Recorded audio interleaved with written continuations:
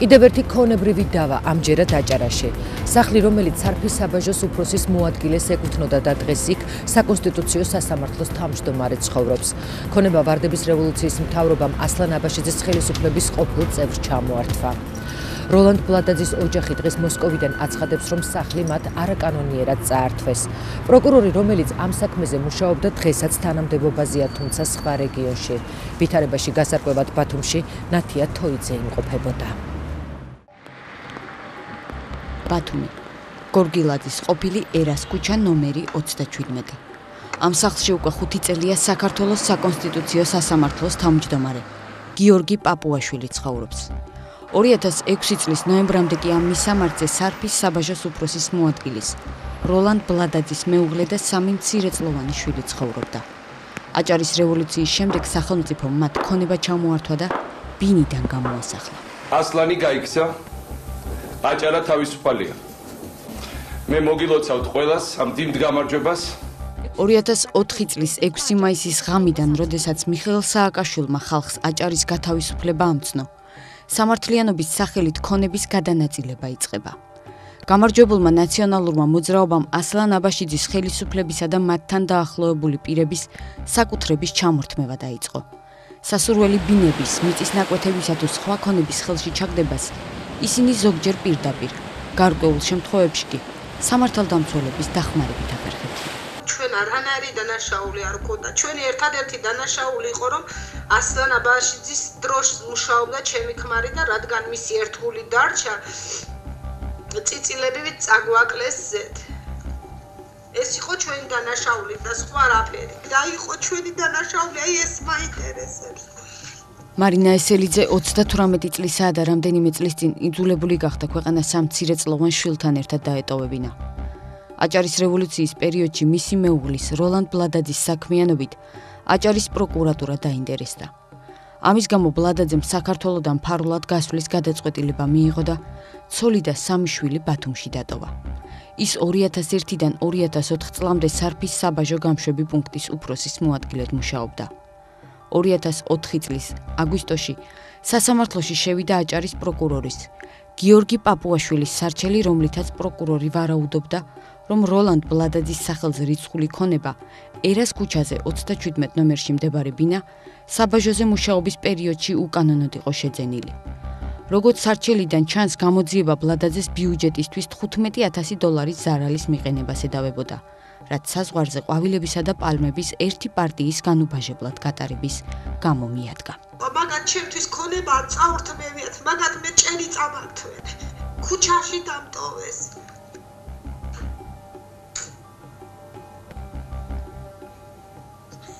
ჩემ შვილებს 2 წელიწადი სკოლაშიც კი არ უვლია, იმიტომ რომ კაცდა სანათესაოში ცხოვრობდი, მე გასათევი ბინას არ მქონია. მარინა ესელიძე ფიქრობს, რომ მისი სახლის კანონიერების თემამ ერთადერთი მიზეზით წამოიწია. ახლად მოსულ ვარდების ხელისუფლებას აჭარაში და განსაკუთრებით ბათუმში გამოთავისუფლებული ფართები სჭირდებოდა. ყველანაირი უფლება დაირღვა იმის ნაცვლად, რომ სასამართლო თავმჯდომარე იყო გიორგი პაპუაშვილი და მე დავეცავი, ადგა და თვითონ შევიდა და თვითონ ცხოვრობს იმ ჩემ სახლში. რო შეუთვალე, რომ მე არ გემტერები და არაფერს არც გიჩივლებ, არაფერს არ გაგიკეთებ, თუ შენ ადამიანურად მოიქცევი და სახლს დააბრუნებ ძველ მე პატრონეზე, როგორც იყო და დასცლი მაგ სახლს და გამოხვალ მეთქი. იცი რა შემომითვალა, არსად არ ვაპირებ წასვლასო. არსად არ აპირებ წასვლასო. ესე იგი უკვე თავისად ცვლის, არც კი სხვენია.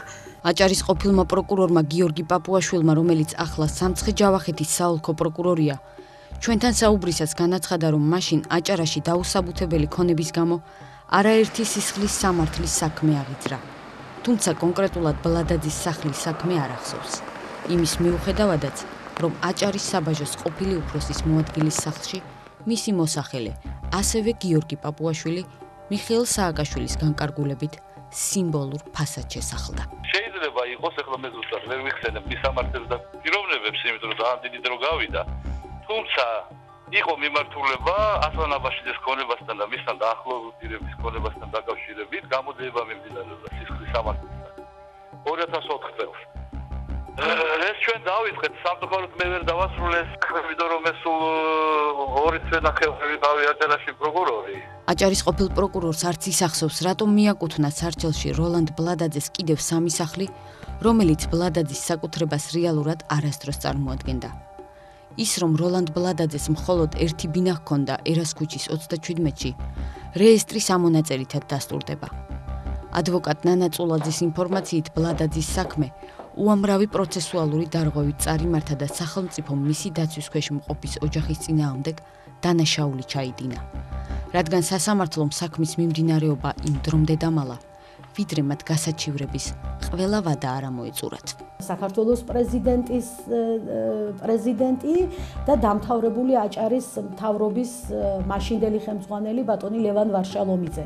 ყველგან წერდით იმას, რომ ჩვენთვის ცნობილია, რომ ამ სახლში უნდა შევიდეს საკონსტიტუციო სასამართლოს მოსამართლე და აქედან ვაცხადებთ, რომ ის ვერასოდეს ვერ გახდება კანონიერი მესაკუთრე აი ამ ბინის, ვინაიდანაც უკანონოდ არის ჩამორთმეული. როლანდ ბლადაძის ოჯახის წევრებმა გამოსახლების დროს უკვე იცოდნენ, რომ მათ სახლში, რომელიც სასამართლოს გადაწყვეტილებით სახელმწიფო საკუთრებაში გადავიდა, საკონსტიტუციო სასამართლოს თავმჯდომარე გიორგი პაპუაშვილი უნდა შესახლებულიყო. ამის გამო მაშინ პროკურატურამ ბლადაძეს საბაჟოზე მუშაობის პერიოდში არაკანონიერად ნაშოვნი ფულით დაუსაბუთებელი ქონების შეძენისთვის უჩივლა. დაცვის მხარის მიერ მოპოვებული დოკუმენტები, რომ ბლადაძემ ერას ქუჩის 37-ში სახლი 1999 წელს იყიდა და ნოტარიულად 2000 წელს, ანუ საბაჟოზე მუშაობის დაწყებამდე გადაიფორმა, არც პროკურატურამ და არც სასამართლომ არ გაითვალისწინა. როლანდ ბლადაძის მიმართ უნდა შეწყდეს სისხლის სამართლის წარმოება ერთი მარტივი მიზეზის გამო, რომ დღესაც კი პროკურატურაში უმოძრაოდდებს ეს საქმე.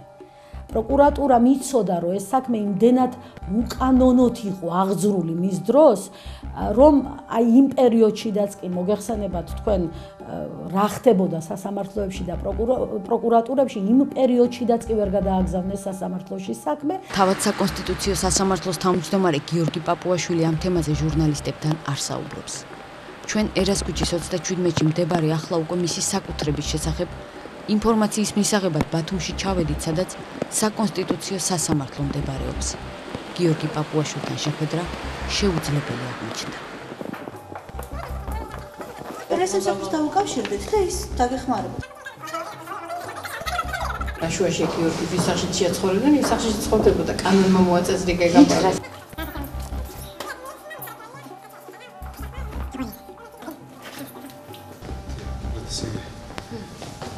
აქედან გამომდინარე, რომ რეალურად ინფორმაცია არ აქვს თამათ იმის შესახებ, თუ ნამდვილად არის შესული პროკურატურაში საქმე, ან ვინ უჩივის ამ საკითხთან დაკავშირებით, მიაჩნიათ, რომ ამ ეტაპზე კომენტარისგან თავი შეიკავება.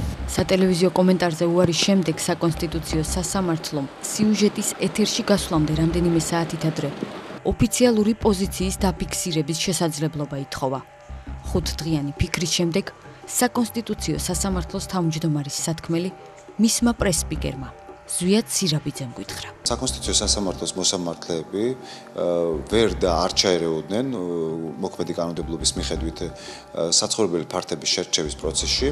შესაბამისად, სახელმწიფო მათ პირდაპირ მიღების წესით გადასცა ბინები და ამჟამად ისინი წარმოადგენენ კეთილსინდისიერ მესაკუთრეებს ამ საცხოვრებელი ფართებისას. ივარაუდება, რომ სახელმწიფო, რომელსაც სახელმწიფო განკარგავს, მის ხელში არის მოქცეული კანონიერი გზით, შესაბამისად, ჩვენი განხილვისაგანი ვერ გახდებოდა ის თუ როგორ მოექცა ეს ქონება სახელმწიფოს კანონიერ ფარგლებში. გიორგი პაპუაშვილი პასუხისმგებლობას იხსნის.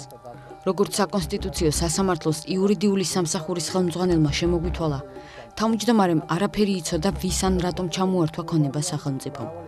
პაპუაშვილმა იცის მხოლოდ ის, რომ მას სახელმწიფომ საკუთარ ბალანსზე არსებული ფართი გადასცა. თუმცა კითხვებს აჩენს 2007 წლით დათარიღებული 2 დოკუმენტი, სადაც პარლამენტის მაშინდელი იურიდიულ საკითხთა კომიტეტის თავმჯდომარე ლევან ბეჟაშვილი იუსტიციის უმაღლესი საბჭოს მდივანს ვალერი ცერცვაძეს მიმართავს და სთხოვს გაერკვეს როლანდ ბლადაძის ოჯახისთვის ქონების ჩამორთმევის ფაქტზე სასამართლოს მხრიდან კანონდარღვევების შესაძლო არსებობის საკითხში და მიიღოს შესაბამისი ზომები. 2007 წლის 18 ივნისის საქართველოს გენერალური პროკურატურის ადამიანის უფლებათა დაცვის სამმართველოს უფროსს არჩილ გიორგაძეს წერილს უგზავნის პარლამენტის ადამიანის უფლებათა დაცვის კომიტეტის თავმჯდომარე ელენე თევდორაძე. წერილი მას შემდეგ დაიწერა, რაც პარლამენტში როლანდ ბლადაძის მეუღლის მარინა ესელიძის განცხადება შევიდა. ერას ქუჩაზე მდებარე საცხოვრებელი სახლი შეძენილია ბრალდებულის თანამდებობაზე დანიშვნამდე 2 წლით ადრე. რაც გვაფიქრებინებს, რომ შესაძლოა სასამართლოს მიერ გადაწყვეტილების გამოტანა იყო ნაჩქარევი, გარემოებების შესწავლის გარეშე. ის ასევე აღნიშნავს, რომ მის საცხოვრებელ ბინაში ხელისუფლება აპირებს შეასახლოს საქართველოს საკონსტიტუციო სასამართლოს თავმჯდომარე. გთხოვთ შეისწავლოთ განცხადებაში მოყვანილი ფაქტების რეალობა და დადასტურების შემთხვევაში პროკურატურის ხელმძღვანელობამ მიმართოს სასამართლოს აღნიშნული საკითხის ხელახალი განხილვის მიზნით, რადგან განცხადების შინაარსიდან გამომდინარე იქმნება საფუძვლიანი ეჭვი, რომ სინამდვილეში დარღვეული იქნა განცხადებლის კონსტიტუციური უფლება. არც ერთ წერილს რეაგირება არ მოჰყოლია. საეჭვო ხდება, იცოდა თუ არა გიორგი პაპუაშვილმა, რომ სახლი, რომელიც მას გადაეცა, სადაო იყო. რადგან ქონების გადაცემამდე რამდენიმე თვით ადრე, პარლამენტის 2 კომიტეტის საკითხით დაინტერესებისკენ სხვადასხვა უწყებებს მოუწოდებდა. ამის მიუხედავად, 2008 წლიდან ერას ქუჩის 37 ნომერი გიორგი პაპუაშვილის ქონებრივ დეკლარაციაში მაინც ჩნდება და ქონების საბაზრო ღირებულებად მითითებულია 150.000 ლარი. რამდენად ეთიკური არის ის, რომ ამ მოსამართლეებმა თვითონ შეიძლება სახელმწიფომ შესთავაზოს, მაგრამ მათ შეიძლება არ მიიღონ, ხომ, ეს ყველაფერი, მით უმეტეს, თუ კი ეს ქონება არის წართმეული. საკითხის ხელახლა შესწავლამდე გამჭვირვალობა საქართველოს ხელმძღვანელი გიორგი პაპუაშვილის მორალურ პასუხისმგებლობაზე საუბრობს.